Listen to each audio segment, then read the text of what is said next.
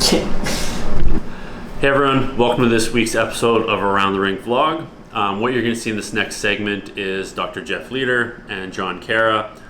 They're going through essentially kind of a training for a new piece of testing technology that we're looking on implementing on the player side. So quite simply, they're just running our coaching staff through the paces so that they're not running into any technical difficulties, and that our coaches can deliver it to our players smoothly in, I believe, week 3 and 4 of the R1 program. The first day, I think we're just doing straight up sprints, right? So one guy would be, the basis of it would be that Jeff's going to set up in one spot, and then the other half of the group would work with the other coaches type thing. We do quick starts on the one side, take video of it, and then be able to give them feedback. So quality is like the video, how their body is moving and stuff like that, and then we can break that down into like quantity. So every meter, what was their speed and acceleration at any meter. So if we're just doing a straight out sprint, we can break it down in the first 5 meters and get a time and say, okay, like how fast were you in your first 5 meters? That was better. Yeah,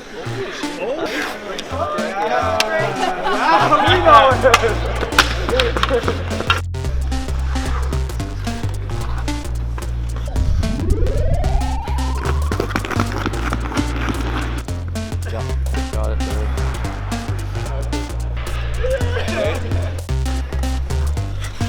Come on. Nice.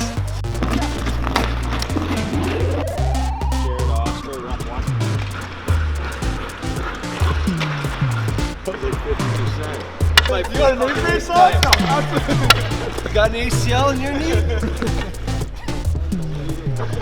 So, big interest of ours is both qualitative and quantitative data. Yeah. So you can have all the numbers in the world, but the qualitative piece in hockey is so important, and that's how the on-ice team makes slight adjustments into all the players. Okay. It's super important to get angles on the guys, what their joints are doing at every specific stride that they're taking, come up with the best plan for the player. Because that's all that matters. Paint the whole picture, and this is how we get it. Awesome.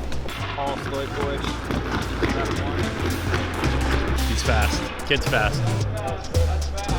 That was good. That's pretty good. That was fast.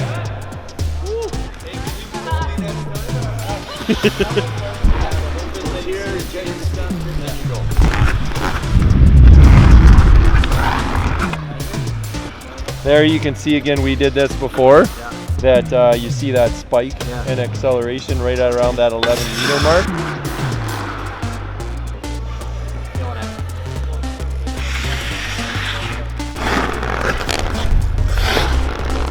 I don't know if I like that. So when we look at stoic speed for that 20 meters, you did it in 3.24 seconds, okay? So that was the fastest, and then what we have here is we have different splits in meters per second. So if I touch on the 5 meters, what we basically get is your time, but also what your maximum velocity was coming out of that 5 meters. So obviously your first 5 meters, you're never going to reach your top speed within those first 5 meters, but we can say that if your top speed is 8.1 meters per second, you got to about 65% of your top speed within that first 5 meters. So that's kind of what we're looking for players. Players are going to have their top speed, but really what we want to get in that first 5 meters is we want to get as much of that top speed achieved in that first 5 meters. Johnny, why don't you take this over if you're going over from here and your top. Basically what you would do is look at, with the results there, be able to then replicate. So this first one, because it's from behind, we want to talk about blade engagement.